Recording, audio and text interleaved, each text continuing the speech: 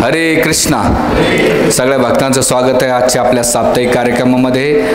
आज आपण भक्तीचं सिक्रेट किंवा छोटीशी गोष्ट केल्याने भगवंत कसे प्रसन्न होतात किंवा प्राप्ती होती, म्हणजे भगवंत याला गुह्य ज्ञान सांगतात. आणि ही गुह्य ज्ञान भगवद्गीतेचा, जसं तुम्ही कोणी सँडविच खाल्लं असेल तर सँडविचमध्ये एक गोष्ट असते, खाली एक लेअर असतं ब्रेडचा आणि एक वरती एक लेअर ब्रेडचा असतो. त्याच्यामध्ये तुम्ही जी स्टफिंग टाकतात त्यानुसार त्या ब्रेडचं नाव ठरलेलं जातं आहे. जसं एखादे व्हेजिटेबल टाकले तर त्याला व्हेजिटेबल सँडविच म्हणतात, किंवा बटाट्याची भाजी घातली तर साधं सँडविच होतं आहे, बटर सँडविच, पनीर सँडविच, वेगवेगळ्या सँडविचना त्या सँडविचनं ओळखलं जातं आहे. तसंच भगवद्गीतेमध्ये 18 अध्याय 700 श्लोक आहेत. तर पहिले जे 6 अध्याय ते ब्रेडप्रमाणे आहेत आणि शेवटचे 6 अध्याय ते ब्रेडचे आहेत. पण आतमधले जे 6 अध्याय ते भक्तियोगाचे. पहिले जे 6 अध्याय आहेत ते विशेष करून ज्ञानयोगाला प्रेझेंट करतात आणि शेवटचे 6 अध्याय हे कर्मयोगाला प्रेझेंट करतात आणि मधातले 6 अध्याय हे भक्तियोगाला. म्हणून ही भगवद्गीता याला म्हणतात भक्तियोग सँडविच. कोणतं? भक्तियोग सँडविच. अशा भक्तियोग सँडविचला कलियुगामध्ये जर प्राय गेलं तर आपल्याकडे आयु कमी आहे, बुद्धी कमी आहे, तपस्या करण्याची, ज्ञान, कर्म किंवा ध्यान, सांख्ययोग अशा कोणत्याही गोष्टींना आपण भगवंत प्राप्त करू शकत नाही. भगवंत प्राप्त करायचं असेल तर आपल्याला भगवंताने याच्यामध्ये एक फॉर्म्युला दिलेला आहे. तो फॉर्म्युला इथे ह्या श्लोकामध्ये दिले. म्हणून ह्या अध्यायाचं नाव आहे, तुम्ही सगळ्यांनी गीता आणलं का? हां, पान नंबर 362 ह्या गीतेमध्ये 9वा अध्याय श्लोक नंबर 26 काढला. 9:26 आणले का? ह्या अध्यायाचं नाव राजविद्या राजगुह्य योग. ठीक आहे. पत्रं पुष्पं फलं तोयं, पत्रं पुष्पं फलं तोयं म्हणा, यो मे भक्त्या प्रयच्छति तदं भक्तप्रता अस्मानि प्रतात्मना. पत्रं पुष्पं फलं तोयं यो मे भक्त्या प्रयच्छति तदं भक्ति प्रता अस्मानि प्रतात्मना. पत्रं पुष्पं फलं तोयं यो मे भक्त्या प्रयच्छति तदं भक्त प्रता अस्मानि प्रतात्मना. भाषांतर तात्पर्य His Divine Grace Shri Bhaktivedanta Swami Srila Prabhupada अंधारे. सगळ्यांनी ध्यानपूर्वक वाचा किंवा ऐका, लक्ष ठेवा. तिथं जर एखाद्याने प्रेमाने आणि भक्तीने मला एखादे पान, फूल, फळ अथवा पाणी अर्पण केले तर मी त्याचा स्वीकार करतो. तात्पर्य: बुद्धिमान व्यक्तीने शाश्वत सुखासाठी, ध्यानापूर्वक ऐका बरं, बुद्धिमान व्यक्तीनं शाश्वत सुखासाठी तसेच नित्य आणि आनंदमयी धाम प्राप्त करण्यात यावं यासाठी कृष्ण भावनाभावित होऊन दिव्य प्रेममयी भगवत सेवा करीत राहणे आवश्यक आहे. भगवत धामाची प्राप्त करण्याचा हा विधी अत्यंत सुलभ आहे. याचे आचरण अगदी निर्धन मनुष्यही पूर्व पात्रविना करू शकतो. यासाठी केवळ एकच पात्र आवश्यक आहे ती म्हणजे मनुष्याने शुद्ध भक्त असलं पाहिजे. मनुष्य कोण आहे किंवा त्याची काय स्थिती आहे हे महत्त्वपूर्ण आहे. हा विधी इतका सहज सुलभ आहे की मनुष्य भगवंताने एखादे पान, फळ अथवा थोडेसे पाणी अर्पण करू शकतो आणि त्याचा स्वीकार करण्यामध्ये भगवंत संतुष्ट होतात. म्हणून कोणालाही कृष्ण भावनेपासून वंचिता करता येत नाही, कारण कृष्ण भावना सुलभ आणि सर्वत्र आचरणयोगी आहे. इतकी सहज सुलभ पद्धती उपलब्ध असूनही कृष्ण भावनाभावित न होण्याची आणि सच्चिदानंद जीवन प्राप्त करण्याची इच्छा करणारा असा मूर्ख कोण असू शकेल? श्रीकृष्णांना प्रेममयी सेवेव्यतिरिक्त इतर कशाची अपेक्षा नसते. श्रीकृष्ण एखाद्या फुलाचे आपल्या शुद्ध भक्ताकडून स्वीकार करतात. ते अभक्ताकडून कोणत्याही गोष्टीचा स्वीकार करीत नाही. स्वावलंबी असल्यामुळे त्यांना कोणाकडूनही कशाची अपेक्षा नसते. तरी ते भक्ताकडून प्रेमभावाने आदान प्रदान करण्याकरता भक्ताच्या भेटवस्तूचा स्वीकार करतात. कृष्ण भावनेचा विकार विकास करणे म्हणजे जीवनाची परिपूर्णता गाठणे होय. श्रीकृष्णाची प्राप्ती करण्याकरता भक्तिमय सेवा हे केवळ एकच साधन असल्याचं दर्शवण्यासाठी या श्लोकामध्ये भक्ती शब्दाचा 2 वेळा उल्लेख करण्यात आला आहे. आपण इतर कोणत्याही साधनाने, उदाहरणार्थ ब्राह्मण, विद्वान, पंडित, श्रीमंत किंवा महान तत्त्वज्ञानी होणे इत्याद्वारे श्रीकृष्णांना आपली भेट स्वीकारण्यास बाध्य करू शकत नाही. भक्तीविना भगवंत कोणाकडूनही कोणत्याही गोष्टीचा स्वीकार करत नाही. भक्ती कधी हेतू प्रेरित नसते. भक्ती शाश्वत आणि परम सत्याच्या सेवपित्यार्थ हे प्रत्यक्ष कर्म आहे. तात्पर्य खूप मोठे. पण ह्या श्लोकामध्ये आणि शिलप्रपादाने भक्तीचं भगवत धामाचा जाण्याचा सोपा मार्ग किंवा भगवत प्राप्तीचा सोपा मार्ग किंवा भगवंताला प्रसन्न करण्याचा सोपा मार्ग काय, की भगवंताला काय आवडतं महत्त्वाचं आहे. भगवंताला तुम्ही किती विद्वान आहेत, किती ब्राह्मण आहेत, किती श्रीमंत आहेत, की तुम्ही किती रूपवान आहेत, गुणवान आहेत, धनवान आहेत, भगवंताला काही महत्त्वाचं नाही. ह्या श्लोकामध्ये जर पाहिलं तर भगवंत काय गोष्टी सांगितलेल्या. हा श्लोक जर 26 नंबरचा श्लोक काय शिकत आहे, याच्यामध्ये पदार्थ कोणते असले पाहिजे भगवंताला प्रसन्न करण्यासाठी. तर पदार्थ कोणते, 4 पदार्थ सांगितलेले आहेत. पत्रम, पुष्पम, फलम, तोयम. मग आता पदार्थ आहे, मग कोणी अर्पण केले पाहिजे, त्या व्यक्ती कोणतेही चालेल का, नाही. तर भगवंत त्या पदार्थ अर्पण करण्याची कॅटेगरी सांगतात. काय सांगतात, भक्त्या. भक्त्या म्हणजे भक्त, जो भगवंताला आपलं सर्वस्व मानतो आणि त्यांना स्वामी मानून त्यांची सेवा करतो, भक्त. आणि बरं, पहिलं पदार्थ आहे. दुसरा व्यक्ती कोण देणारा पाहिजे, भक्त पाहिजे. आणि कसं दिलं पाहिजे, तदम भक्त्या, म्हणजे प्रेमानं वाटलं पाहिजे, बळजबरी नाही की देवा खाय मी तुझ्यावर उपकार करतो, नाही, प्रेमानं. आणि मग प्रेमानं केल्यानंतर भगवंत काय म्हणतात, प्रत आश्माने. आश्माने म्हणजे मी खातो. आता इथे खाण्यासारखे वस्तू, पिण्यासारख्या वस्तू आणि सुगंधण्यासारख्या वस्तू आहे. हे 4ही पदार्थ पाहिलं तर 4 गुण वेगळे केले जातात. आता पत्र आहे ते खाण्यासारखे, पुष्प आहे सुगंध घेण्यासारखं, फलम खाण्यासारखे, तोयम म्हणजे पाणी. पण भगवंत काय म्हणतात, आश्माने मी ग्रहण करतो. म्हणजे भगवंत एवढे भावविवर झालेले आहेत की कोणती गोष्ट खाल्ली पाहिजे आणि कोणती गोष्टी पिली पाहिजे. आता बंगालीमध्ये वेगळे. मी जेव्हा पहिल्यांदा कलकत्त्याला गेलो तर तिथे सांगितलं जल खाबो. मला काही पळलंच ना, जल कळालं बा, पण खाबो म्हणजे काय. आपल्याकडे पाणी प्यायला सांगतात, तिकडे खाबो म्हणजे खा. पण इथं भगवंत एवढे भावविवर झाले की एखाद्याने प्रेमानं मला कोणी पान फूल अर्पण केलं तर भगवंतसुद्धा म्हणतात मी खातो. एवढे भावविवर. जसं एखाद्या बाळानं आईला प्रेमानं काही दिलं ना, जसं उदाहरण देतो, तुम्ही इथं सम्राट स्वीट्स आहे समजा उदाहरणार्थ, तिथून तुम्ही जिलाबी घेतली आणि तुमच्या छोट्या कृष्णाकडे दिली आणि कृष्णा म्हटलं अरे कृष्णा ही जिलाबी तुझ्यासाठी. पण कृष्ण काय करतो, त्याची एक जिलाबी काढतो, म्हणजे पप्पा एक जिलेबी खा ना. भले ती पप्पाने दिली, पण जो मुलगा प्रेमानं अर्पण करतो ना, पप्पाने का ते आनंदाने स्वीकारते, मम्मी खा ना, तर मम्मी पण स्वीकार करते. घरातले जेवढे व्यक्ती असतात ना, वस्तू ते प्रेमानं किती देतोय ते आई वडील त्याचा स्वीकार करतात. तसंच भगवंतानं सर्व काही आपल्याला दिलेलं आहे. पण जेव्हा आपण प्रेमानं त्यांना अर्पण करतो ना, तर भगवंत प्रेमानं ते स्वीकार करतात.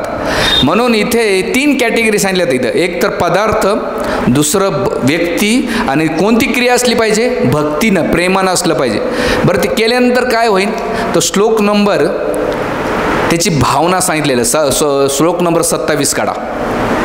म्हणून मी तुम्हाला गीता आणायला सांगितलेलं आहे, श्लोक नंबर 27. आता याच्यामध्ये भावना काय असली पाहिजे. बऱ्याच वेळा ठीक आहे देण्याची भावना आहे, प्रभूजी सांगतात म्हणून, प्रवचनात ऐकलं म्हणून भावना असली पाहिजे, नाही. तर भगवंत म्हणतात ती पूर्ण भावना असली. कशी भावना असली पाहिजे, मागे मानण्याचा प्रयत्न करा. यत करोशी यदनासी यद होशी ददासी यत तपसीच कौंतेय तत्कुरुष मदर्पणम. भगवंत म्हणतात अरे तू जी वस्तू आहे ना, यत करोशी, तू जे जे काही करतो कर्म, मला काय कर, अर्पण कर. यत असनासी, जे काही खातोस, त्याच्यानंतर यद होशी. यद होशी म्हणजे हवन करतोयस, मोठमोठे हवन करतोय. यत ददासी, तू दान करतोयस. यत तपसी, तू तपस्या करतोयस. तत्कुरुष्य मद अर्पण, मला समर्पित कर. म्हणजे भगवंत इथे समर्पणाची भावना सांगतात. कोणती इच्छा न ठेवता जेव्हा तुम्ही वस्तू ती प्रेमानं जर देतात भगवंताला, इथे भगवंत भाव सांगतात.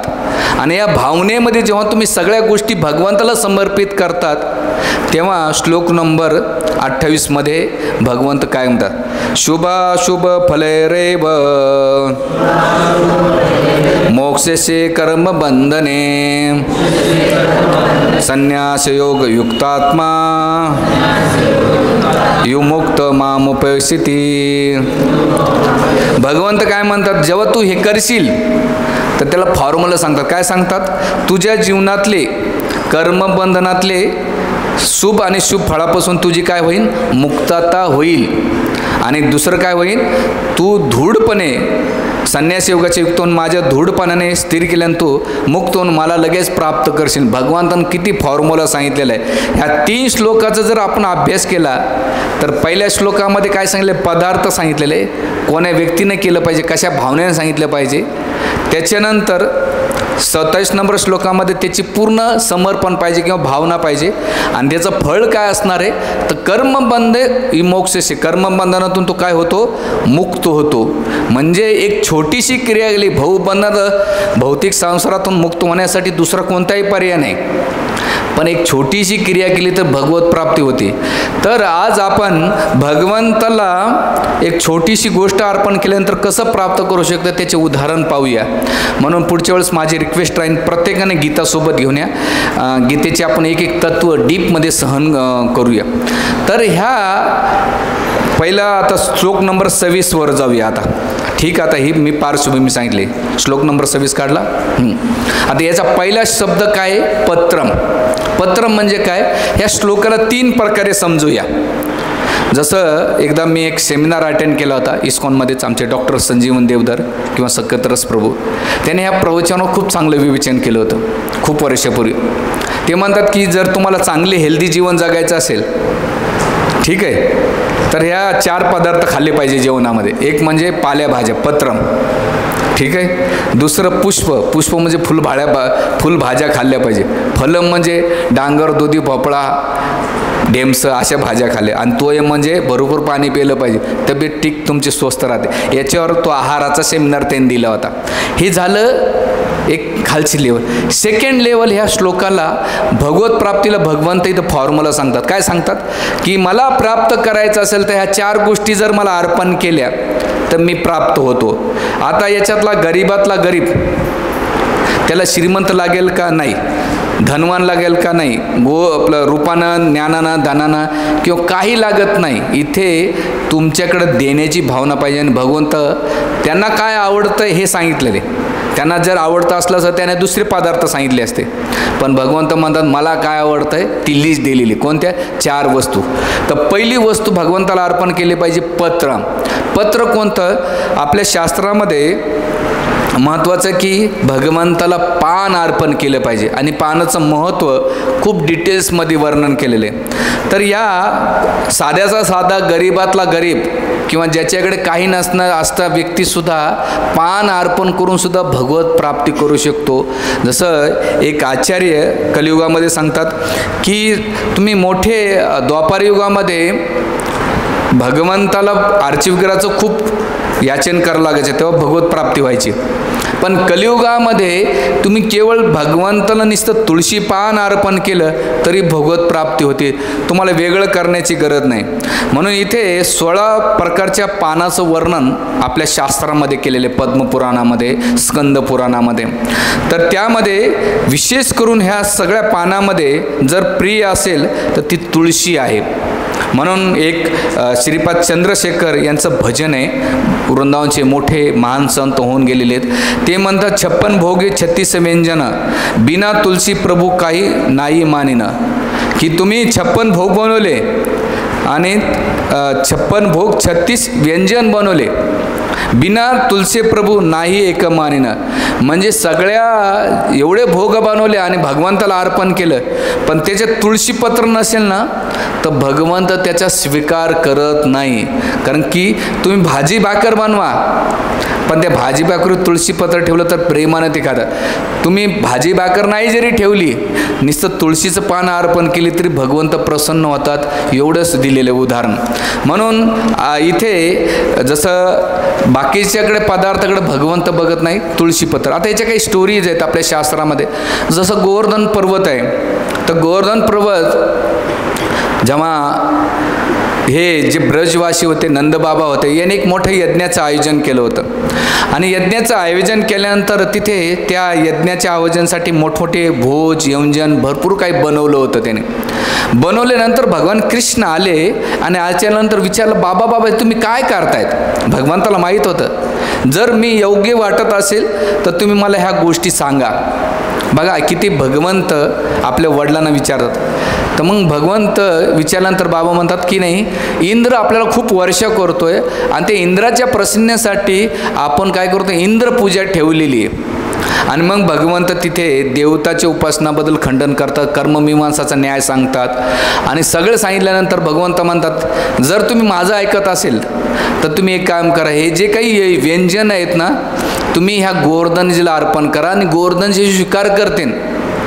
आणि त्या ब्रजवाशाने भगवान कृष्णावर एवढी विश्वास ठेवला, श्रद्धा होती. आणि विश्वासाने श्रद्धा ठेवल्यानंतर सगळे व्यंजन, भाताचे मोठमोठे ढीग होते, कड राईस होता, स्वीट राईस होता, त्याच्यानंतर लेमन राईस होता, त्याच्यानंतर राईसचे वेगवेगळे प्रकार होते. गोड भाताचा राईस होता, संदेश होता, रसगुल्ले होता, डाळीचे मोठे मोठे कुंड होते, त्याच्यानंतर समोसे, कचोरी, पनीर, अशा भरपूर गुलाबजाम, रसगुल्ला, जेवढे व्यंजन होते ते प्रत्येक भक्ताने करून आणलेत. आता तुम्ही म्हणता ना असं कुठं काही सांगतात. जर मी काही वर्षापूर्वी सुरेगावला जय बाबाजीचा कार्यक्रम होता आणि तिथे कमी कमी 2 लाख लोकांना ट्रॅक्टरचे ट्रॅक्टर, 25 ट्रॅक्टर नुसते बुंदीचेच होते, कमी नाही जास्त, आणि 25% भाताचे होते.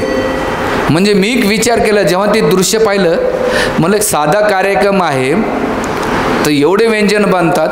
भगवान कृष्ण जेव्हा असते तेव्हा ब्रजवाशाने किती बनवलं असते ना, खिरीचे मोठमोठे कुंड, रसगुल्ला येते. आणि सुखदेव गोस्वामी भागवतामध्ये त्याचे डिटेल्स वर्णन करतात.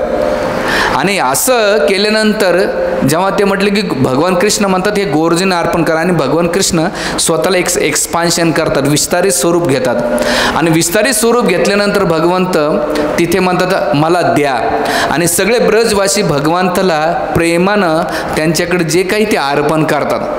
आणि एवढं अर्पण केल्यानंतर ते म्हणतात आणि ओर आणि ओर आणि ओर, मला आणखीन द्या, आणखीन द्या, आणखीन द्या. म्हणून आज बी तुम्ही गोवर्धन परिक्रमा करताना आणीवर नावाचं गाव आहे. किती गोवर्धनला किती गेले? बाकीचे नाही गेले. गोवर्धन वृंदावनला गेले का नाही का तुमच्यापैकी? नाही, टेन्शन नका घेऊ, आता लवकरच यात्रा काढू. ठीक आहे. तर तिथे आणीवर भगवंत गेल्यानंतर सगळे ब्रजवासी म्हटले की आम्ही सगळं काही भगवंत तुम्हाला अर्पण केलं हे गोवर्धनजी, आणि आमच्याकडे काहीच नाही. आणि मग सगळे ब्रजवासी म्हटले गोवर्धन कधी संतुष्ट होईल? भगवंत मला एक काम करा, तुळशीपत्र तोडा आणि गोवर्धनजीच्या मुखामध्ये ठेवा. आणि जसं ब्रजवासीला सांगितलं तर ब्रजवासीने सगळे तुळशीचे पानं तोडले, पत्र तोडले, आणि गोवर्धनजीला जसं अर्पण केलं तसं त्याने काय दिलं? ढकार दिली. काय झालं? अहमपूर्वामी, संतुष्ट झालो, महापुरम. संतुष्ट झाल्यानंतर गोवर्धनजी प्रसन्न होऊन सगळा भोगा जशाच तसा वापस त्याने आपल्या भक्ताला दिला. म्हणजे सांगायचे तात्पर्य की तुम्ही भरपूर खाऊ घातलं, पण भगवंताला जेव्हा तुळशीपत्र देतात तर भगवंत क्षणात प्रसन्न होतात आणि प्रेमानं तो प्रसाद आपल्याला वापस करतात. ही भगवंताची करुणा आहे. म्हणून इथे गोवर्धन पूजेमध्ये भगवंत जे तुळशीपत्र खूप प्रमाणात उपयोगात आणलेलं आहे विष्णू तत्वाना. विष्णू तत्व सोडून कोणालाच नाही केलं पाहिजे. म्हणून 108 जसं कोणत्याही मंदिरात जसं आपण तुळशीची माळा ओढतो, तुळशीच्या माळा जप का केला जातो की तुळशीची माळा जेव्हा जप करतात, जसं आपण म्हणतो ना सीता राम, राधा कृष्ण, त्याच्यानंतर लक्ष्मी नारायण. तसं भगवंताचं नाव जप करताना जेव्हा तुळशीसोबत असेल तर भगवंताला खूप प्रिय आहे तुळशी, आणि म्हणून त्या तुळशीच्या माळ्यावर भगवंत जास्त प्रसन्न होतात.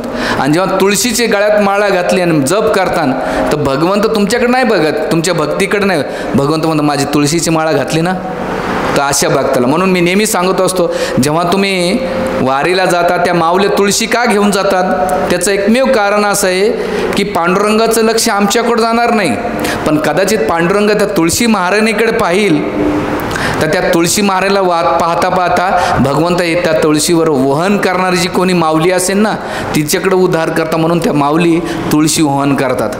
तर हे तुळशीचं महत्त्व आहे. सांगण्याचा इथं मुद्दा असा आहे की भगवंताला आपण तुळशी पात्र अर्पण केले. जसं उडपी कृष्णामध्ये मी काही वर्षापूर्वी गेलो होतो, सकाळची जी पूजा आरती 4:30ला, तर तिथे कृष्णाचे 108 नावं घेऊन नाही का भगवान कृष्णाला तुळशीपत्र अर्पण करतात. ओम केशवाय अर्पण असतो, ओम माधवाय नमा, मधुसूदनाय, प्रद्युम्नाय, अनुरुद्धाय न, ऋषिकेशाय नमा, विष्णुआय नमा, त्यानं जनार्दनाय नमा, असे भगवंताचे नाव करून करून तुळशीपत्र टाकल्या जाते.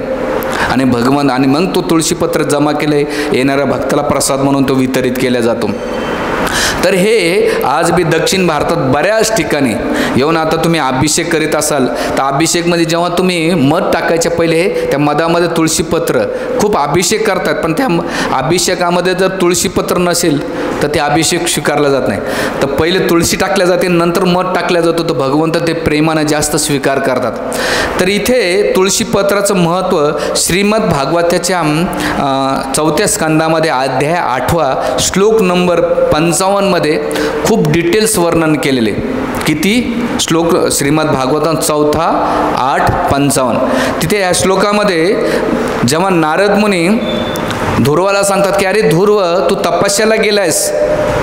ध्रुव महाराजाने विचारलं नारद मुनीला की मला सगळ्यात साधी सोपी पद्धत सांगा की मी भगवंताला कसं प्राप्त करू शकेल. तेव्हा नारद मुनी त्यांना पूजेची विधी सांगतात. काय सांगतात ते म्हणतात की सलिले सुचिर मौल्यवान वने फल मूलम फलम आदी भी शास्त्रांकार सुके चर्चेत तुलसी प्रिया प्रभू.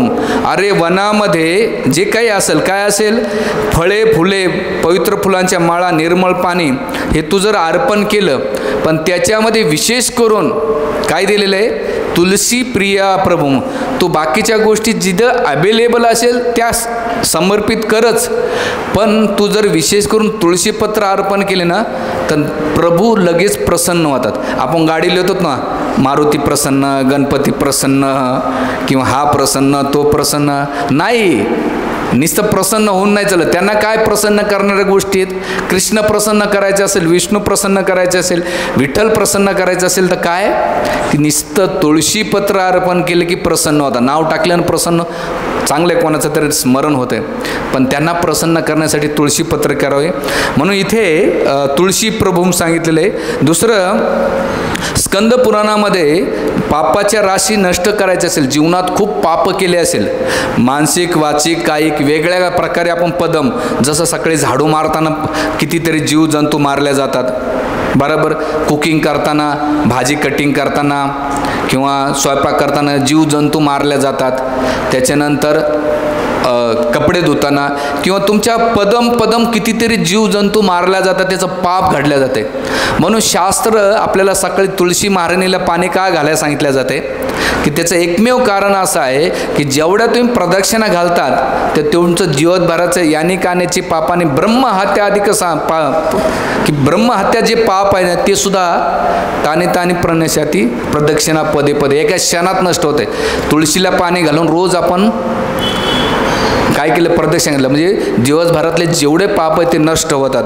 तर यासाठी इथे तुळशी महत्त्व दिलेलं आहे. आणि ते दिल्यानंतर आपण ते म्हणतात की गरुड पुराणामध्ये असं वर्णन केलेलं आहे, नैवेद्य दाखवणं तुळशीपत्र अर्पण करणं महत्त्वाचं आहे. आणि जर ते नाही केलं तर भगवान विष्णू गरुडला सांगतात, तुलसी विना क्रियंत न पूजम, स्नानम यथा तुलसी विना कृतम, भुक्त न तथा यथा तुलसी विना कृतम, पित्वा तत यथा तुलसी विना कृतम.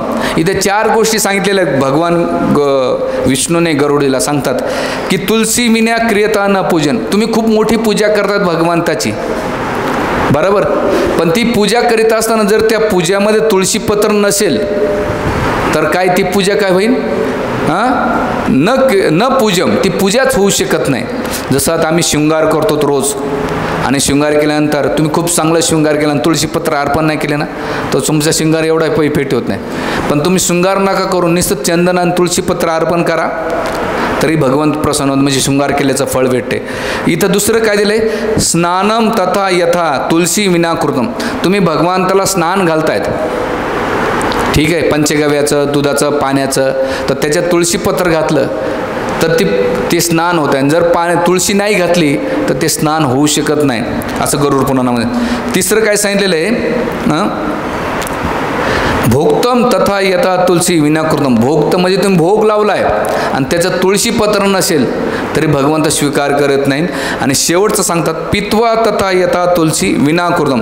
जर पिण्यायोग्य गोष्ट तुम्ही सरबत करतायत, आंब्याचा रस करतात किंवा नाना प्रकारचे ज्यूस, फळांचे ज्यूसेस किंवा पाणी अर्पण करतायत, त्याचे जर तुळशी नसेल तरी भगवंत त्याला स्वीकार करत नाही. एवढं साधं सोपं. भक्ती म्हणजे किती सोपी आहे. आता म्हणजे सांगायचा मुद्दा, माझी आई काही जास्त शिकले नाही, पण तिचा नियम पहिलेपासून आम्हाला कधीच माहीत नव्हतं ह्या गोष्टीचं. मला भक्तीमध्ये आल्यानंतर ती रोज तुळशीच्या घरी तुळशीचं जे आहे तुळशी महाराज तिचं पाण्याचा गिलास ठेवते आणि सकाळ संध्याकाळ सगळ्याला तीर्थ म्हणून वाटत असते. ती आज बी तिला एवढी श्रद्धा आहे की ती मध्ये कोणी आजारी पडलं ना, पहिले तुळशीचं पाणी दिलं तर बरं होतंय. म्हणजे जो कोणी अंतिम वेळेत जाणार असेल तर तुळशीचं पाणी, किंवा शरीर निरोगी ठेवायचं तर तुळशी पाणी, तुळशी महाराजांची कृपा प्राप्त करायचं असेल तर तुळशीचं पाणी. मला असं मी पहिल्यांदा म्हणायचं, काय बाई तू किती इडीस, काही करते नाही म्हणजे तुला काय माहिती आहे. पण जेव्हा मी ह्या स्कंदपुराण, गरुड पुराण, बाकी पुराणाचा गहन अभ्यास केल्यानंतर तुळशी महिमा अमृत पद्मपुराणामध्ये वाचलं, तेव्हा कळलं की अरे आपण ज्यांना येड्यात काढत होतो त्याने आधीच आपल्याला काही दिलेलं आहे. म्हणजे सांगायचा मुद्दा असा आहे की तुळशी महाराणीची कृपा. आता माझे वडील काय करतात, रोज असं पाणी वाहतात, ते पाणी ठेवतात, खाली गिलास ठेवतात किंवा परात ठेवतात. मला कळलं नाही, ते म्हणजे तुळशी महाराणीचा अभिषेकाचं पाणी आपल्याला प्यायला भेटते आणि राहिलं सायलं पाणी त्याच्या मुळाला जाते. आता ते बी असं रस्त्यावर नसलं पाहिजे, कुठंतरी ते चांगलं ठेवलं पाहिजे, अशा ठिकाणी ते जेल गेलं पाहिजे. तर इथे सांगितलेलं आहे. म्हणून भक्तिरस अमृत सिंधूमध्ये वर्णन केलेलं आहे, जरी की भगवत हिंदू धर्म वैष्णव संप्रदायामध्ये कोणी नसेल तरी हिंदू धर्मातले सगळेजण प्राय भारतात नव्हे तर अमेरिकेतसुद्धा तुळशी महाराणीची पूजा करतात. जसं आता आम्ही सचिन प्रभू आणि आम्ही त्या सेंट झेवियर स्कूलच्या मागून नाही का एक निळा झेंडा असलेलं घर पाहिलं, त्याच्या समोर पाहिलं की तुळशी महाराणीच्या मोठीची मोठी कुंडी होती. कितीतरी घरासमोर आपण भले बघत असेल, पण प्राय प्रत्येक हिंदूंच्या घरामध्ये, जसं आम्ही केरळामध्ये गेलो होतो तर तिथं मी प्रत्येक घराच्या समोर येऊन उडीसामध्ये प्रत्येकाच्या घरासमोर तुळशी महाराणी पाहिलं सांगितलं. तुळशी महाराणी पाहिले त्याचे फायदे कसे होतात. एक तर काय होते माहिती आहे का, तुळशी महाराणी ऑक्सिजन भेटते, आणि दुसरं ज्या ठिकाणी वाईट गोष्टीच्या अपशक्ती असताना त्या भिटकत नाहीत. भूत प्रेत डाकू चटणी ते इफेक्ट करत नाही, दुसरा फायदा. आणि तिसरा फायदा, जो तुळशी महाराणीला सकाळ संध्याकाळ दिवा अर्पण करतो, अगरबत्ती अर्पण करतो, त्यांना जल अर्पण करतो, तर भगवान नारायण प्रसन्न होतं. म्हणजे तुळशी महाराणीची एवढी महिमा आहे. तर हा बाय प्रोडक्ट आहे, पण मेन प्रोडक्ट काय आपलं भगवत प्राप्तीचा सापवापरा दिलेला आहे. म्हणून स्कंद पुराणामध्ये म्हटलं जात आहे, ते म्हणतात माणिक कंचन पुष्पानी तथा मुक्तमयी याचे तुलसी दल मात्रेन कला न हरती सोड सकी. ते म्हणतात की एका साईडला रत्न माणिक मोते सोन्याची पुष्कळ हार जरी अर्पण केला तर तेवढा मला प्रिय नाही आहे. एका साईडला जर तुळशीचा हार जर कोणी मला अर्पण केला तर तो मला काय होईन, जास्त प्रसन्न होतो. म्हणून ते म्हणतात की तुळशीची माळा मला सगळ्यात जास्त प्रिय. जे माणिक मोते हे नाही, आज बी आम्ही आताच श्रीरंगम आणि साऊथ इंडियाची यात्रा, ते तिथे छोटे छोटे भगवान वरदराजाचं विग्रह किंवा रंगनाथाचे विग्रह, तर त्यांना माणिक मोते घालतात, पण त्याबरोबर तुळशीचा मोठाच्या मोठा हार घातलेला पाहिला असेल प्रत्येक मंदिरामध्ये, असा मोठ्या साईजचा. आणि ते तुळशीचा हार भगवंताला खूप प्रिय आणि त्याच्यामुळे शोभा वाढते. तर याचं इथे दिलेलं आहे. म्हणून आपण तुळशी रोज भगवंताला अर्पण केली पाहिजे. आता स्कंद पुराणामध्ये सांगतात की कोणते पानं अर्पण केले पाहिजे. त्याची मोठी लिस्ट देतात ते स्कंदपुराण. भगवंत स्वतः सांगतात. ते म्हणतात जर तुळशी दळ नसेल, कण्हेर, मोगरा, चाफा, कमळ, मण्यापासून निर्मित फुलं मला आवडत नाहीत. आवडतात, पण त्याच्यामध्ये सर्वश्रेष्ठ कोणतं आवडतं माहिती आहे का? मला तुळशी जास्त आवडते. म्हणजे हे तर त्याच्यामध्ये तुळशी नसेल ते काहीच आवडत नाही, पण त्याच्यामध्ये तुळशी असेल त्या सगळ्या गोष्टी आवडतात, असं भगवंत स्कंद पुराणामध्ये वर्णन करतात. आणि मग पद्मपुराणामध्ये म्हणतात की ते म्हणतात त्यक्ता तू पुष्पी त्यक्ता तू मालती पुष्प पुष्पयानी च प्रभू ग्रहयंती तुलसी शुकमानी प्रवेशते प्रभू. म्हणजे एका साईडला मालती फुलाची टवटवीत माळा आणि दुसरीकडे शिळी असलेली तुळशीची माळा. भगवान विष्णू म्हणतात की मला मालतीची टवटवीत माळा आवडत नाही, जेवढी तुळशीची माळा सुकलेली सुद्धा आवडते, भगवंत पद्मपुराणामध्ये म्हणतात. तर तिथं ब्रह्मवत पुराणामध्ये भगवंत म्हणतात की लिंगम अर्चित दृष्टाम प्रतिमा केशे वचैव तुलसी पत्र निरांकर मुच्यंते ब्रह्म हात्याग. जेव्हा मी भगवान विष्णू जसं विष्णूच्या गळ्यामध्ये तुळशीच्या माळाचं दर्शन करतो, तर ते दर्शन घेतल्याबरोबर ब्रह्म हत्यासारखं पापसुद्धा नष्ट होतं आहे.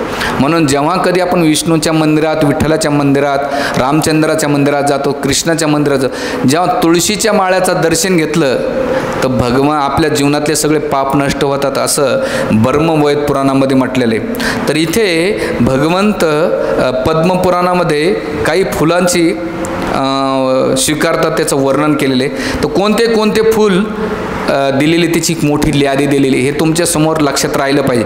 कधी पण जेव्हा तुम्ही पान अर्पण करतात, तुलसी त्याच्यामध्ये सर्वश्रेष्ठ आहे, पण याच्यापैकी दुसरा पर्याय भगवंत देतात. ते म्हणतात की आघाडाचं पान माहिती आहे का? त्या पानापेक्षा उत्तम आहे भृंगराज यांचं पान उत्तम आहे. त्यापेक्षा खैराचं पान सर्वश्रेष्ठ आहे. त्याहून सर्वश्रेष्ठ शमीपत्रे, शमीपत्रापेक्षाही दुर्वा सर्वश्रेष्ठ आहे. दुर्वाहून कुशाग्रस सर्वश्रेष्ठ आहे. कुशाग्रस आपण जे 10 13 किंवा यज्ञामध्ये बघतात ना लोक ते घालतात, ते कुशापेक्षा दवना, आता मला माहीत नाही दवना काय पाय, ते सर्वश्रेष्ठ आहे. दवनाहून बेलपत्र सर्वश्रेष्ठ आहे आणि त्याच्याहून सर्वश्रेष्ठ आहे तुलसीपत्र, असं पद्मपुराणामध्ये याची मोठी लिस्ट दिलेली आहे. आता इथं गेल्यानंतर की एखाद्यानं भगवंताला प्रसन्नासाठी कोणते पानं अर्पण केले पाहिजे त्याची यादी देतात पद्मपुराणामध्ये. मुद्दाम ही नोट्स काढून आणलेले आहेत आणि रेफरन्स दिलेले की तुम्हाला वाटतं ना की प्रभूजी काही नाही, श्लोकासहित आहे, रेफरन्स सहित आहे हे दिलेले. तर ते म्हणतात की जेव्हा तुमच्याकडे शुभ कार्य असेल तर घराच्या दारावर आंब्याच्या पाण्याची तोरणी बांधली पाहिजे. जेव्हा कलेश पूजन करतात एक तर त्याच्यामध्ये आंब्याची पाने ठेवली पाहिजे किंवा नागलीची पानं, जे विड्याची पानं म्हणतात ते अर्पण ठेवली पाहिजे. दुसरं केळीचे खांब भगवंताच्या पूजेमध्ये विशेष आवडतात. म्हणून सत्यनारायणची पूजा असतात ना, केळीचे खांब. आजकाल काय करतात, केळीचे खांब लावत नाहीत, त्या जर्दाळीचे असतात ना दांड्या, नाही चालत. तुमचं डोकं लावून काय उपयोग नाही. शास्त्र काय म्हणतं ते म्हणतात. केळीचे 5 पिल्लं लावले, पिल्लच म्हणतात ना, इकडे काय म्हणतात, खांब म्हणतात ना, छोटं खांबच म्हणतात, ते अर्पण केलं पाहिजे. त्यानंतर पानासहित ऊस भगवंताला खूप आवडतो असं नाही, म्हणून तुळशी विवाहामध्ये आवळा आणि ऊस ठेवतात, लक्षात आलं, असं ठेवत नाहीत. त्याच्यानंतर शेतातले भाताच्या लोंब्या हे असल्या पाहिजे. त्यानंतर पिपळ, वड, औदुंबर, शमी इत्यादी वृक्षाची पाने शृंगारासाठी अर्पण केले जातात आणि भगवंताला आवडते. त्यामध्ये नारळाच्या झाड्यापासून श्रीकृष्णाला पर्णिकुटी बनवलं तर खूप आवडतं. म्हणून साऊथ इंडियामध्ये जेवढे काही गुरुवायूर मंदिर आहेत, जेवढे काही मंदिर आहेत ते नारळाच्या पानापासून. बघा केरळ लोक, तामिळनाडू लोक त्यांचे जेव्हा फेस्टिवल असतात ना, तर ते केळ्याच्या पानापासून नारळाच्या पानापासून जे काही बनवतात तर ते त्यांची शोभा आहे. आपल्याकडे आजकाल मंडप बसवतात, पूजा करतात, गायब. आज बी लग्न कार्य असेल ना तर आपण केळीची पानं डहाळे आणतो तोडून बैलगाड्या. आता इकडं आहे का नाही माहीत नाही सिस्टम, ते आता नावदार राहिलं आहे, करायचं म्हणून करतात, पण त्याच्या मागचं सायन्स आहे, कारण भगवंत तिने निवास करतात त्या वस्तूंमध्ये. तर हे दिलेलं आहे. त्याच्यानंतर केळीचे पाने किंवा पळस 3 पानाचं, ते पण जेवायला चांगलं आहे आणि भगवंताला भोगाला पण चांगलं आहे. आणि कुडाच्या पाण्याच्या पत्रावळ्यातून कृष्णानं नैवेद्य अर्पण केला तो भगवंताला खूप आवडतो. आता हे कुडाचं पान काय मलाही माहीत नाही, याचं डिटेल्स बघावं लागेल. पण पळसाच्या पानात जर नैवेद्य दाखवला, केळीच्या पानात जर नैवेद्य दाखवला तर भगवंताला विशेष आवडतो हे दिलेले. म्हणून एवढं तर दिलेले, पण भगवंताला याच्यापेक्षा आणखीन एक पान आवडतं आहे, ते म्हणजे पानविडा. आज जसं आमच्या राधा गोपाल मंदिरामध्ये, राधा मदन गोपाल रोज सकाळी भगवंताला पान जो विडा लावला जातो. आता वैष्णवमध्ये विडा खायला आलो नाही, कारण त्याच्यामध्ये नशिली पदार्थ. विडा खाण्याचा अधिकारी भगवान कृष्ण. आज बी वृंदावनला जातात सगळे ब्रजवासी तिथले ते खातात, त्यांचा भाव लय मोठा आहे, आपण ते हे करू शकत नाही. पण रोज भगवंताला त्याच्यामध्ये विड्याच्या पानामध्ये गुलकंद असतो, बडीशोप असते, त्यानंतर चेरी असते, त्याच्यानंतर खोबऱ्याचा किस असतो, त्याच्यानंतर असे बरेच पदार्थ असतात. आणि ते पान भगवंताला रोज विड्यामध्ये, म्हणून जेवण झाल्यानंतर आज बी दीपोळीच्या काळामध्ये जातात, लक्ष्मीपूजन केल्यानंतर विड्याचं पान खायला बोलवतात एकुण्याकाला. का बरं? तर त्याच्यामध्ये प्रेमाचे आदान प्रदान होते आणि त्याचा फायदा होतो असं वर्णन केलं जाते. तर असं तांबूळ भगवंताला गोपीनं अर्पण केलं आणि भगवंताने ते पान काय केलं? स्वीकार केलं. आजकाल आपण पान पाहिलं त्यामध्ये मसाला पान बनव आपल्याला खाण्यासाठी, मगई पान बनव किंवा कलकत्ता बनव, नाही तर बनारस बनव. पण आपण जेव्हा भक्त त्या पानाला बघतात, ते पान बघतात, अरे की पान भगवान कृष्णाला अर्पण केलं तर भगवंत कृष्ण किती प्रसन्न. आणि म्हणून सगळ्या गोपी भगवंताला स्पेशल विड्याचं पान बनवून अर्पण करायच्या, याचं वर्णन केलेलं आहे. म्हणून इथे जसं एकदा दिलेलं आहे की एकदा एक मोठा व्यापारी होता. याचं हैदराबादचा मोठा भाग्यनगरचा व्यापारी होता. तो 500 वर्षापूर्वी जगन्नाथपुरीला गेला आणि जगन्नाथपुरीमध्ये गेल्यानंतर तिथे तो म्हटलं की मी 1 लाख रुपये देतो आणि 1 लाखामध्ये एकच वस्तू भगवान जगन्नाथजीला अर्पण करायची. हे किती 500-600 वर्षापूर्वीचे. पंडित टेन्शनमध्ये आले, चिंताग्रस्त झाले. 1 लाखामध्ये कोणत्या वस्तू आहे? त्या टायमाला केसर, तूप, दही, दूध हे अतिशय कमी पैशामध्ये भेटायचं. असं कोणती गोष्ट आहे की 1 लाखामध्ये भगवंताला अर्पण करायचं? सगळे पंडा चिंताग्रस्त झाले, काय करावं काय कळत नाही. तर जे मेन पंडा होता त्याला महापात्र म्हणतात. तिथे महापात्र त्याने उपास धरला आणि भगवंताला प्रार्थना करून झोपी गेला. भगवान जगन्नाथजी त्या महापात्र त्या पुजाऱ्याच्या स्वप्नात आले. ते म्हटले की एक काम कर, सकाळी तू उठ आणि जो व्यापाऱ्याने तुम्हाला जे आव्हान दिले, गर्वानं तुम्हाला काहीतरी वस्तू अर्पण करू इच्छितो, त्याला सांग जे हत्तीच्या गंडस्थळातला जो मणी असतो त्या मण्याच्या चूर्णापासून जे पान मला बनवलेलं मला आवडेल ते पान तू अर्पण कर. आणि मग तो पुजारी सकाळी सकाळी उठतो आणि त्याला साक्षात्कार झाले की भगवान सांगितले. आणि तो ते व्यापाऱ्याकडे जातो आणि व्यापाऱ्याला म्हणतो की बघ, भगवान जगन्नाथजी स्वप्नात आले होते आणि त्याने सांगितलेलं आहे की जे हत्ती असतं त्या गंडस्थळातून नाही का एक मोती निघतो आणि त्या मोत्यापासून जे चूर्ण होतं त्या चूर्णाचं पान तांबूल मला तू काय कर? अर्पण कर. आणि जेव्हा हे सांगितलं तर तो विचार करायला लागला. एकतर हत्ती शोधावं लागते ना, सगळे हत्ती, आणि प्रत्येक हत्ती शोधल्यानंतर त्या हत्तीला मारायचं आणि त्याच्यात भेटलं तर ठीक, नाही भेटलं तर कितीतरी हत्ती खरेदी करून त्याच्यातून भेटेल का नाही भेटेल, आणि तेवढे पैसे माझ्याकडे नाही, त्याला कितीतरी लाखो करोड रुपये लागतील. आणि म्हणून त्याने तो विषय सोडला आणि त्याला अहंकार एका मिनिटामध्ये काय झाला, खाली आल्यानं भगवान जगन्नाथजीला आपले कपडे वस्त्र काढून अंगवस्त्र काढून जगन्नाथजीला लोटान घालतो आणि जगन्नाथजीला प्रार्थना करतो. काय करतो की मला खूप मोठा अहंकार होता धनाचा, मी काहीतरी तुम्हाला अर्पण करणार आहे, पण भगवंत तुम्हाला काही अर्पण करू शकत नाही. आणि मग तो क्षमा मागतो आणि ती दान दक्षिणा तो भगवान जगन्नाथजीला अर्पण करतो. आणि मग पंडा म्हणतात जगन्नाथजीला तुम्ही पैशाने विकत नाही घेऊ शकत, खरेदी नाही करू शकत. त्यांना जर खरेदी करायचं असेल तुलसी दल मात्रेना चुलके नवा, तुम्ही जर गंगाचं पाणी किंवा साधं पाणी घेतलं आणि तुळशीपत्र अर्पण केलं तर भगवान जगन्नाथजी खूप प्रसन्न होतात, त्यांना दुसरं कोणती गोष्ट लागत नाही. हे गर्वहरण भगवंताने एका मिनिटात केलं होतं. म्हणून एक शेवटची कथा सांगून मी प्रवचनाला विराम देईन. एकदा रुक्मिणी आणि सत्यभामामध्ये खूप हेवादेवा होता. हे पद्मपुराणामध्ये स्टोरी ती.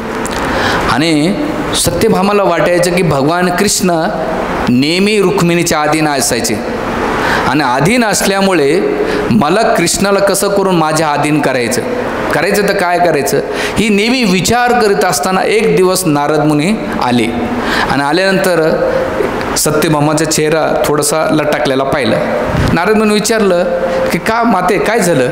नाही म्हणले की भगवंत सगळ्यावर प्रेम करतात पण माझ्यावर प्रेम नाही करत. भगवंत नारद म्हणलेले असं नाही, भगवंत सगळ्यांना प्रेम करतात. नाही नाही म्हणे रुक्मिणीला विशेष प्रेम करतात. म्हणे असं म्हणे मला कृष्णाला अधीन करायचं, काय करायचं? ते म्हणले काम करा, तुम्ही एक यज्ञ करा आणि यज्ञामध्ये जेवढे काही मोठा यज्ञ ठेवला ते यज्ञामध्ये दान दक्षिणा रूपामध्ये ब्राह्मणाला तुम्ही दान दक्षिणामध्ये काय करा, कृष्णाला देऊन टाका. तर सत्यभामा म्हटले काय डोक्यात पाणी झालं काय? ते म्हणले नाही, पुढची प्लॅनिंग सांगतो तर ऐका ना, तुम्ही अर्धवटच प्रश्न नका टाकू. आणि काय, जेव्हा तुम्ही दान धर्मामध्ये कृष्णाला देता तर तुम्ही काय करा, कृष्णाला दिलं तर कृष्णाला वापस घेण्यासाठी काय करा, त्या ब्राह्मणाला पुन्हा दान दक्षिणा द्या आणि कृष्णाला तुमच्या अधीन करून घ्या. सत्यभामा म्हटले वा वा किती छान छान, किती आयडिया दिली. मग असं प्लॅनिंग ठरलं नारद मुनीचं आणि आणि मग सत्यभामानं मोठा यज्ञ केला. त्या यज्ञामध्ये सगळे ब्राह्मण आले, ब्राह्मणाने ते मोठ्या यज्ञाचं ऋषीमुनी यज्ञाने मोठा यज्ञ केला. यज्ञ झाल्यानंतर दान दक्षिणाचा टाईम आला आणि मग ऋषीनं मागितलं की सत्यभामा विचारते तुम्हाला काय पाहिजे? ते म्हणले आम्हाला दान दक्षिणामध्ये काही नको, कृष्ण पाहिजे. मग सत्यभामा म्हटली, आता तिच्या प्लॅनिंगच होतं. ते म्हणले ठीक आहे, मी संकल्प करते आणि संकल्पामध्ये नवऱ्याला देऊन टाकते. काय की दान दक्षिणामध्ये ऋषीमुनीला. भगवंत म्हणलेले धर्म संकट पाडलं बाबा. तर भगवंताने हे प्लॅनिंग केल्यानंतर हरकत नाही, भगवंत शांत होते, काहीच रिॲक्शन करत होते. असं नाही म्हटलं सत्यभामा तू काय केलं, नाही नाही. भगवंत म्हटलं इथं थोडंसं जर शब्द उच्चारला तर आपल्या अंग उलट येईल. त्याच्यानं मौनम सर्वदा साधयते, म्हणजे काही गोष्टी बोलून रिॲक्ट करण्यापेक्षा शांत होऊन ते प्रॉब्लेम सॉल्व्ह होतात. पण आपल्याला पेशन्स नाही ना. भगवान कृष्ण पेशन्स ठेवतात राहा, तर आपण जगामध्ये किती पेशन्स ठेवलं पाहिजे, सहन केलं पाहिजे. एखादा खूप बोलत असं, आताच मी प्रवचन दिलं मध्यंतरी, सुखी जीवनाचा राजमार्ग मौन, शांत राहिले. शेवटपर्यंत ऐकलं तर तुम्हाला कळत, पहिल्यांदा कळणार नाही. लय छान प्रवचन आहे ते. तर असं मौन राहिल्यानंतर झाल्यानंतर दान दक्षिणामध्ये भगवान कृष्णाला अर्पण केलं आणि केल्यानंतर जेव्हा नारद मुनी घेऊन चालले, सत्यभामा म्हटली ऋषीमुनी काय कुठं? ते म्हणले आम्ही चाललो दक्षिणा. नाही नाही म्हणले आता मला पाहिजे. ते म्हणले यांच्या बदल्यामध्ये आम्हाला सोनं नाणं माणिक मोती द्या. सत्यभामा म्हणले ठीक आहे, हरकत नाही. काय करायचं आहे? एक साईडला भगवान कृष्णाला तराजूमध्ये बसवलं आणि सत्यभामाने काय केलं, घरातले जेवढे काही सोनं नाणं होतं, आता ती महाराणी 16,108 राणी, त्याच्यात द्वारकाधीश आईश्वर, वैकुंठाच्या आईश्वर, सगळं सोनं नाणं काढलं. पण ते तराजू काही मापत नव्हतं. बाकीच्या राणांमध्ये चेहरे काय बघत बसले, नवरा अधीन झालेला आहे, आपल्याला सोडवायचा आहे, तुम्ही काय तुमचं पण सोनं नाणं घेऊन या. म्हणून सगळ्या राण्याला सत्यभामानं कामाला लावलं आणि 16,108 राण्याचं सोनं काढून आणलं. तरी तराजूमध्ये अजिबात झुकत नव्हतं. भगवान कृष्णाचं वजन तर वजनच होतं, पण रुक्मिणी आपलं इकडं सोन्याचं. शेवटी विचारलं कोण राहिली? ते म्हणजे एकच राहिली. कोण? रुक्मिणी. रुक्मिणी गेल्यानंतर म्हणले जाय रुक्मिणीचं पण घेऊन ये. आता काय मरताना क्या करता, द्वेष तर होता, पण आता द्वेष म्हणजे त्यांचा प्रेमापोटी खूप मोठा होता. आपण त्या भौतिक दृष्टीनं नको पावल्या. आणि मग रुक्मिणी आल्यानंतर हसती. ती काय हसते की भगवंताला सोन्याची तुलना नाही करत. भगवंत कुठे आहेत? द्वारकाधीश कुठे नाही, सोनं कुठे आहे? कचऱ्या माती मोल आहे आणि तुलना करता येते. आणि जिंकायचं असेल तर ही गोष्ट आहे का भगवंताला जिंकण्यासाठी? पण सत्यभामा बघत होती आणि केल्यानंतर सत्यभामा म्हटले की ताईसाहेब, आता मोठी सवत म्हटलं ताईसाहेबच, बहिणी तुम्ही द्या. तिनं दिलं. पण रुक्मिणी म्हटली नाही, कृष्णाला जिंकायचं सोन्यानं नाही का, आधीन नाही करू शकत.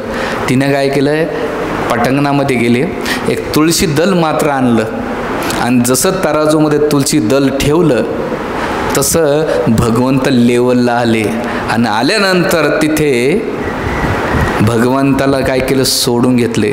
आणि रुक्मिणी सांगते भगवंताला आपल्या पदाने, आपल्या अहंकाराने, आपल्या धनसंपत्तीने किंवा आपल्या ज्ञानानं भगवंताला जिंकू शकत नाही.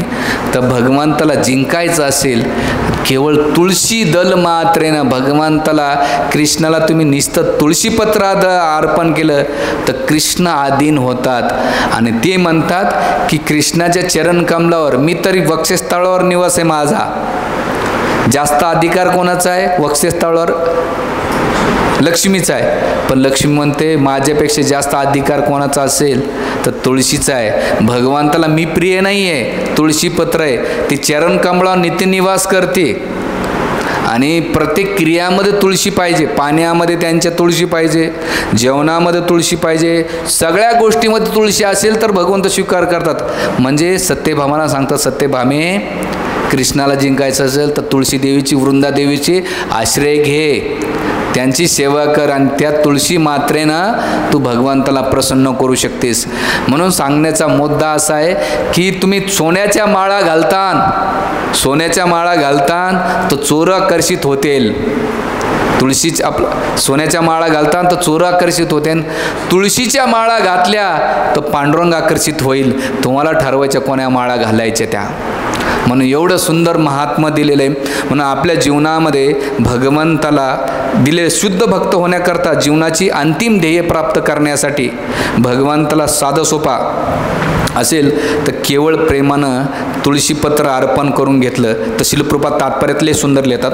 शुद्ध भक्त होण्याकरता आणि जीवनाची अंतिम ध्येयाची दिव्य प्रेममयी भगवत सेवा प्राप्ती करण्यासाठी जर मनुष्याला भगवत भक्तीमध्ये युक्त होण्यासाठी इच्छा असेल तर त्याने भगवंत आपल्याकडून काय इच्छिता हे जाणून घेतलं पाहिजे. श्रीकृष्ण प्रेम करणारा भक्त त्यांना जे हवे असेल तो अर्पण करतो आणि जे नको असेल तो अर्पण करत नाही.